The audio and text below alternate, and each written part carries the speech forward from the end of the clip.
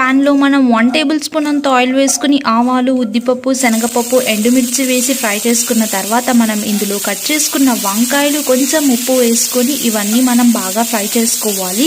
ఇక్కడైతే నేను వాంగీబాత్ రైస్ ఎలా చేసుకోవాలో చూపించబోతున్నాను. చాలా టేస్టీగా ఉంటుంది. నేనైతే దీనికి MTR vangibath masala powder use చేస్తున్నాను. వంకాయలు ఇలా ఫ్రై అయిపోయిన తర్వాత ఇందులో మనం కొంచెం చింతపండు గుజ్జును కూడా వేసుకొని ఇదంతా మనం బాగా కుక్ చేసుకోవాలి. ఇందులో మనం 1 టేబుల్ స్పూన్ అంతా వాంగీబాత్ మసాలా పౌడర్ వేసుకోవాలి. కొంచెం స్పైసీగా తినే వాళ్ళైతే ఇందులో 1/2 టీ స్పూన్ అంత కారం కూడా యాడ్ చేసుకోవచ్చు. నేనైతే ఇక్కడ 1/2 టీ స్పూన్ అంత రెడ్ చిల్లీ పౌడర్ను కూడా యాడ్ చేశాను. ఇంకొక 2 నిమిషాల పాటు ఇదంతా బాగా కలుపుకున్న తర్వాత మనం ఇందులో వచ్చేసి మనం కుక్ చేసుకున్న వైట్ రైస్ని మనం ఇందులో వేసుకోవటమే. లంచ్ బాక్సెస్లో కూడా తీసుకెళ్ళచ్చు. చాలా క్విక్గా చేసుకున్న రెసిపీ ఇది.